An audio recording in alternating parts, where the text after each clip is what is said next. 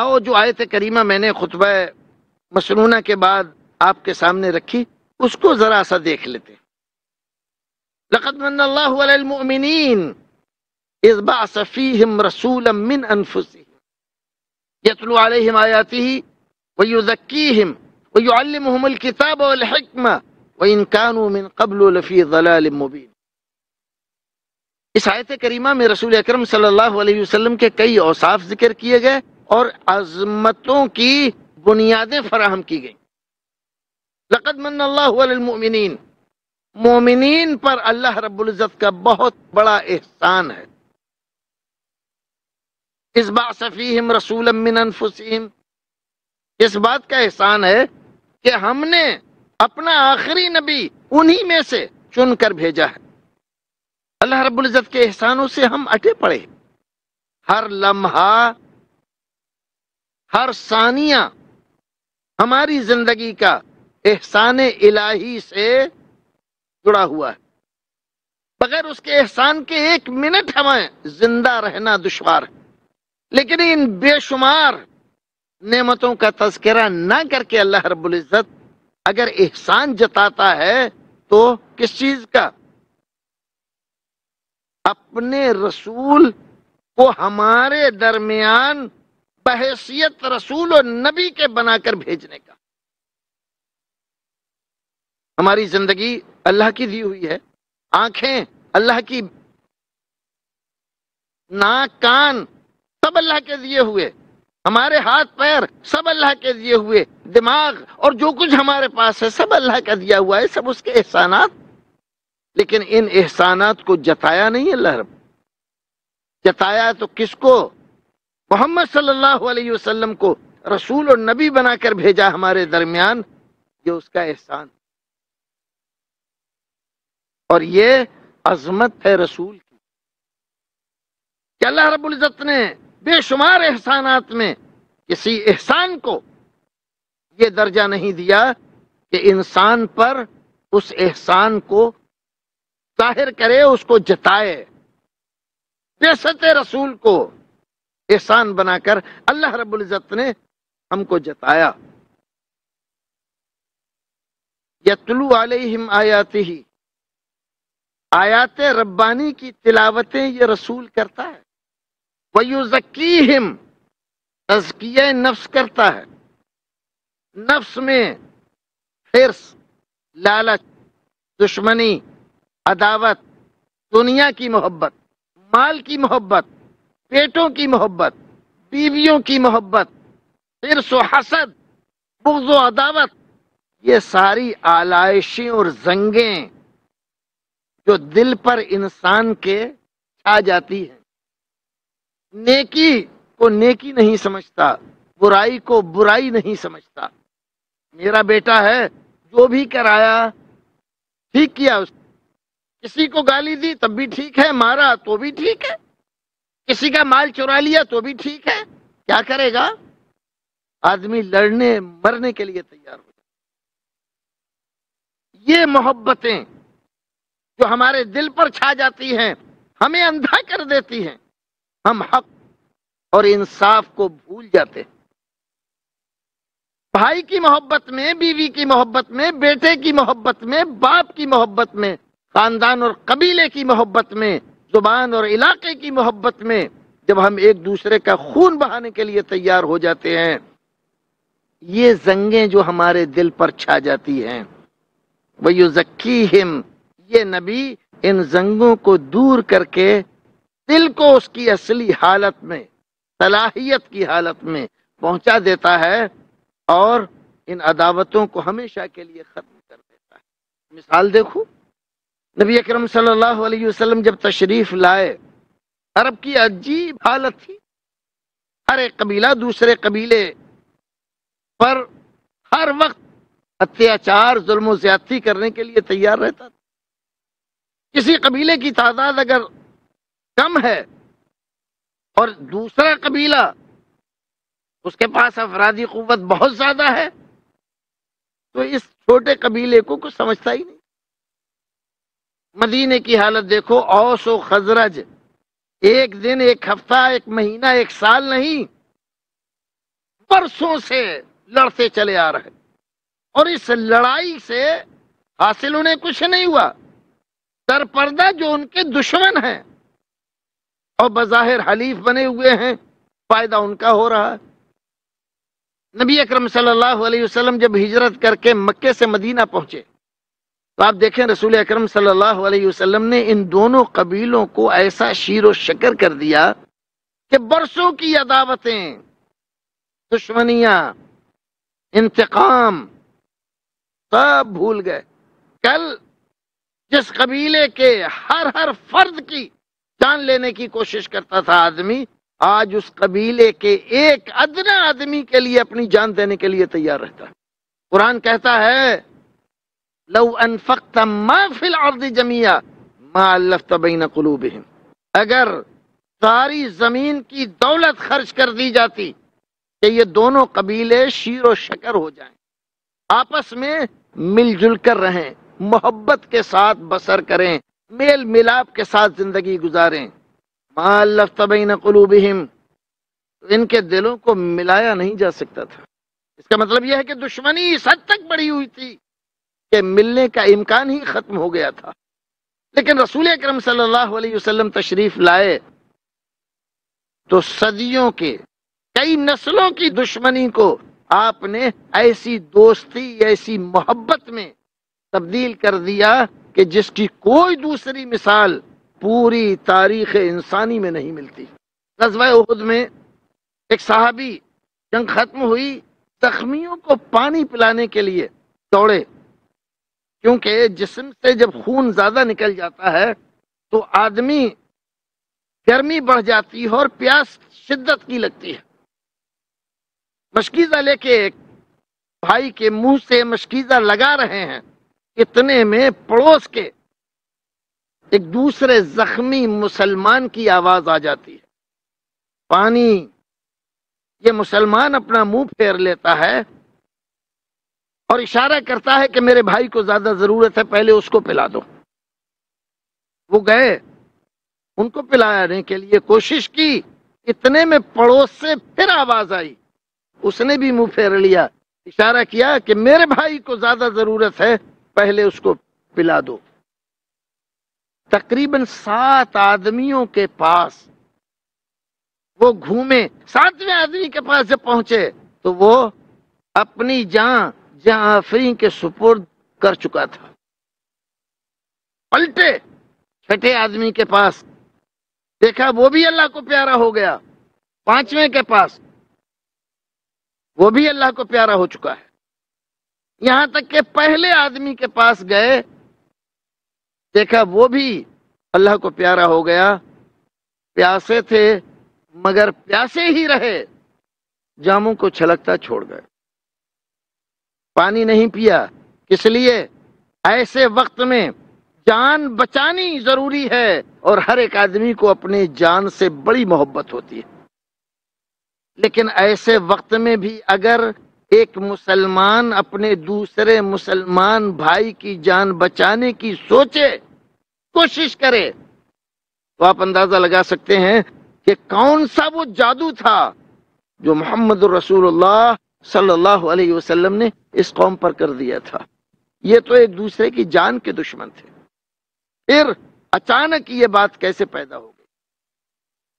ابھی بہت زمانہ نہیں گزرا، چند سال ہوئے ہیں، چند سال رسول اکرم صلی اللہ علیہ وسلم کو آئے ہوئے مدینے میں، اور چند سال میں رسول اکرم صلی اللہ علیہ وسلم نے اتنی بڑی تبدیلی پیدا کر دی ان کے اندر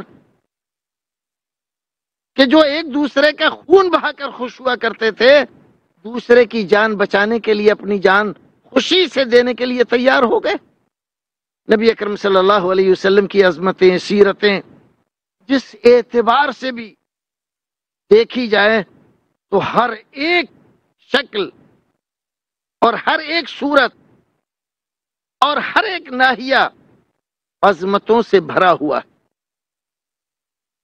نبی اکرم صلی اللہ علیہ وسلم کی سیرت میں ہم دیکھتے ہیں گھر کی شہادت بڑی اہمیت رکھتی ہے کسی آدمی کی زندگی۔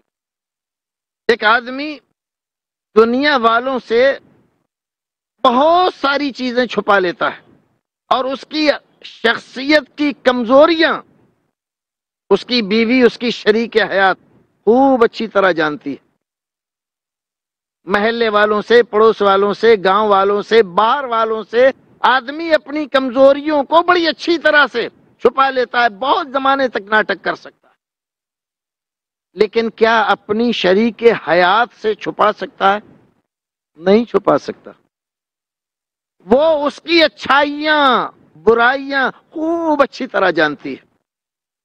اس اعتبار سے اگر رسول اکرم صلی اللہ علیہ وسلم کے سلسلے میں گواہی لی جائے، آپ کی شریک حیات گواہی لی جائے، آپ کے غلام کی گواہی لی جائے، آپ کے ساتھیوں کی گواہی لی جائے، ان لوگوں کی جنہوں نے آپ کے ساتھ کچھ وقت گزارا، آپ کے دشمنوں کی، تو آپ یہ دیکھ کر حیران رہ جائیں گے کہ دنیا کی کوئی شخصیت ایسی نہیں جو اس معیار پر رسول اکرم صلی اللہ علیہ وسلم کے سامنے کھڑے ہونے کے لائق بھی ہو۔ پہلی وحی نازل ہوئی رسول اکرم پر،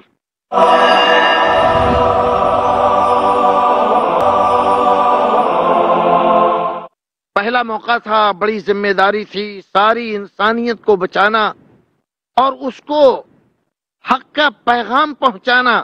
ساری دنیا شرک سے، کفر سے بھری ہوئی ہے، ایسے میں وحدانیت کی تبلیغ کرنا، تعلیم کرنا ظاہر ہے معمولی بات نہیں۔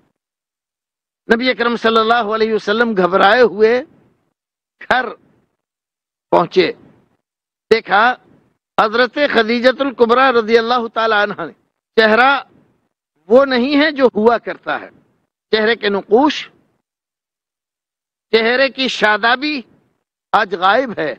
کیا ہوا میرے سردار، میرے آقا، کیا ہوا؟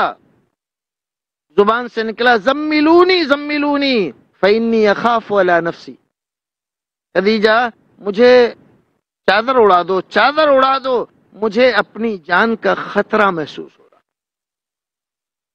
حضرت خدیجۃ الکبریٰ رضی اللہ تعالی عنہ نے ایسے موقع پر جو الفاظ اپنی زبان سے نکالے، اس کو محدثین کرام نے محفوظ رکھا ہے۔ حدیث کی سب سے اہم ترین، صحیح ترین کتاب بخاری شریف میں حضرت امام بخاری رحمت اللہ علیہ نے ان کو نقل کیا، اور تمام سیرت نگاروں نے ان کو محفوظ رکھا ہے۔ واللہ لا یخزیک اللہ ابدا، قسم اس ذات کی جو مالک ہے، اللہ رب العزت آپ کو رسوا نہیں کرے گا۔ کیوں؟ انک لتصل الرحم وتحمل الکل وتکسب المعدوم وتقری الضیف، ایک بنیاد نہیں کئی بنیادیں بتلائیں۔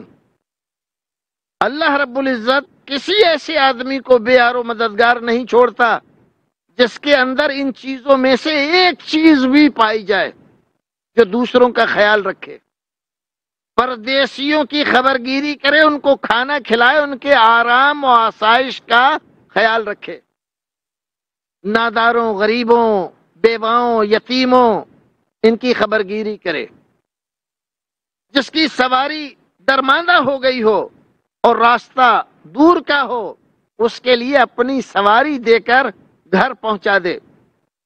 یہ بنیادیں، رشتہ داروں کا خیال رکھے، ان میں سے ایک چیز بھی اگر کسی کے اندر پائی جاتی ہے، اللہ رب العزت اس کو بے یار و مددگار نہیں چھوڑتا، اور آپ کے اندر تو یہ ساری صفات پائی جاتی ہے۔ یہ کون گواہی دے رہا ہے؟ خدیجۃ الکبریٰ رضی اللہ تعالی عنہ، رسول اکرم صلی اللہ علیہ وسلم کی شریک حیات۔ یہ گواہی معمولی نہیں، گواہی معمولی نہیں ہے۔ ابھی تو آپ نے نبوت و رسالت کا اعلان بھی نہیں کیا، ابھی تو حضرت خدیجہ یہ بھی نہیں جانتی کہ آپ کو اس کائنات کا نبی اور رسول بنا دیا گیا ہے، اور اس وقت یہ گواہی دے رہی ہے۔ غریبوں کا، مسکینوں کا، یتیموں کا، بیواؤں کا خیال رکھنا، پردیسیوں کا خیال رکھنا، رشتہ داروں کا خیال رکھنا، بھوکوں کا خیال رکھنا، جو اپنے سفر میں بے سر و سامان ہو گئے ہوں، ان کے لیے سامان کا انتظام کر دینا، یہ رسول اکرم صلی اللہ علیہ وسلم کی زندگی کے وہ اوصاف ہیں کہ جس میں سے کسی ایک کا بھی انکار آپ کے زمانے کے کسی آدمی نے نہیں کیا۔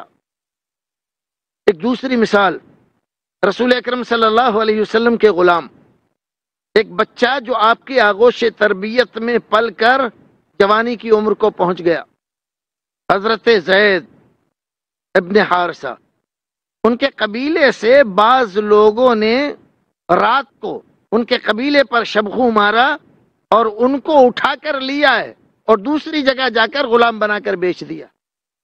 وہ اصلاً غلام نہیں تھے، حضرت زید اصلاً غلام نہیں تھے، لیکن غلام بنا کر بیچ دیے گئے، اور اس طرح رسول اکرم صلی اللہ علیہ وسلم کی خدمت میں پہنچ گئے۔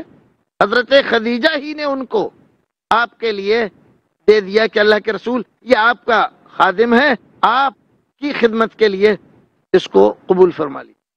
ماں باپ روتے روتے پریشان ہو گئے، سارے عرب میں ڈھونڈتے پھر رہے میرا زید کہاں گیا۔ بعض لوگ ان کے قبیلے سے حج کرنے کے لیے مکہ آئے، انہوں نے کہیں دیکھ لیا، جا کر بتلایا آپ کے بیٹے کو ہم نے مکے میں دیکھا۔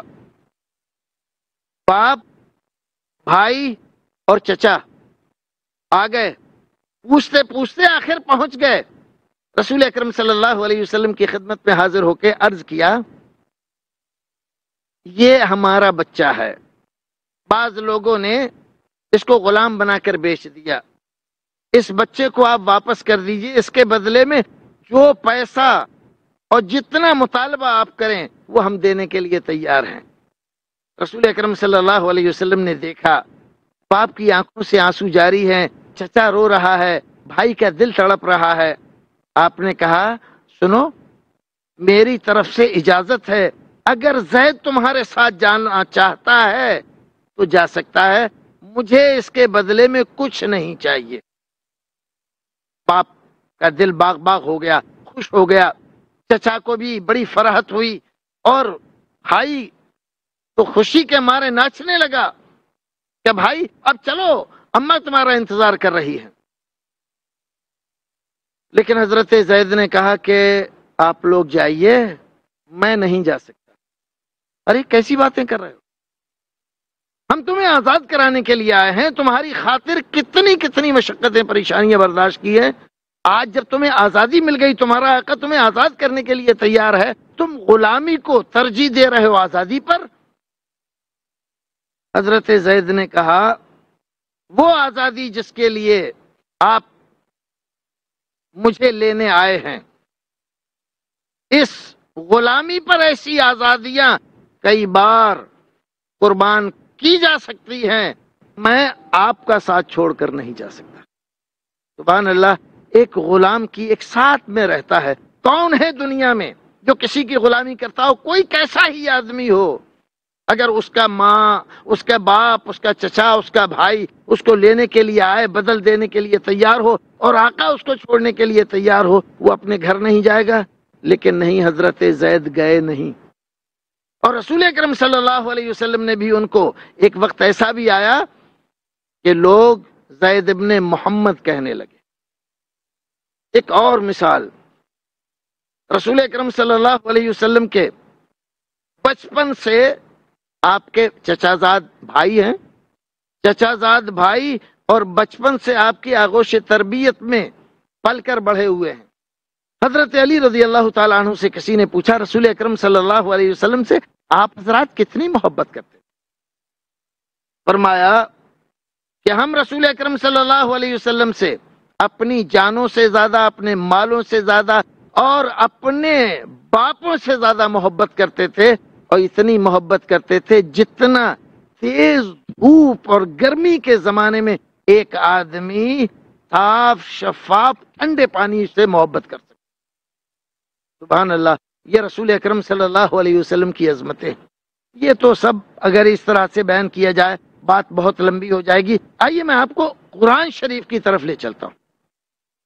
اللہ رب العزت کو یہ بات گوارا نہیں ہے کہ اس کے نبی، اس کے رسول آواز سے کوئی آدمی اپنی آواز بلند کرے یا کسی دوسرے کی آواز بلند کرے. لا ترفعوا اصواتکم فوق صوت النبی ولا تجهروا له بالقول كجهر بعضكم لبعض ان تحبط اعمالكم وانتم لا تشعرون. اندازہ لگائیے، یہ رسول اکرم صلی اللہ علیہ وسلم کو پیدا کرنے والے رب کا اعلان ہے. خبردار ہے لوگو، لا ترفعوا اصواتکم فوق صوت النبی، میرے نبی کی آواز سے اپنی آواز بلند نہ کرو. جانتے ہو کیا ہوگا اگر تم نے ایسا کیا؟ تو کیا ہوگا؟ وَلَا تَجْهَرُوا لَهُ بِالْقَوْلِ كَجَهْرِ بَعْضِكُمْ لِبَعْضٍ، اور جیسے ایک دوسرے کو تم پکارتے ہو، آواز دیتے ہو یا فلاں کر کے، ایسے میرے نبی کو نہ کہو. اگر نہیں مانے ان تحبط اعمالکم، تمہارے سارے اعمال غارت کر دیے جائیں گے. تمہاری نماز، تمہارا روزہ، تمہارا حج، تمہاری زکوٰۃ، تمہارے صدقات، تمہارے خیرات، تمہاری نیکیاں ساری کی ساری برباد کر دیں گے ہم. اللہ رب العزت کے نزدیک رسول اکرم صلی اللہ علیہ وسلم کی عظمت آپ اندازہ لگا سکتے ہیں کہ صرف آواز سے، نبی کی آواز سے کسی کی آواز بلند ہونا اللہ رب العزت کو پسند نہیں ہے، اور یہ اتنا بڑا جرم ہے اس کے نزدیک کہ سارے اعمال آدمی کے غارت کیے جا سکتے ہیں. اگر اللہ رب العزت کے نزدیک اپنے نبی کی آواز، آپ کی تعلیمات، آپ کے ارشادات، آپ کے احکام و فرامین کی عظمت اور قیمت اتنی بڑی ہے کہ نہیں چاہتا وہ کہ کسی دوسرے کی آواز میرے نبی کی آواز سے بلند ہو، کسی دوسرے کی بات میرے نبی کی بات سے بلند ہو. اور اگر کوئی کرے گا تو اللہ رب العزت اس کے سارے اعمال غارت کر دے گا، برباد کر دے گا، کہیں کا نہیں رکھے گا. یہ رسول اکرم صلی اللہ علیہ وسلم کی عظمت کی بہت بڑی دلیل ہے. اس سے بڑی عظمت اور کیا ہو سکتی ہے؟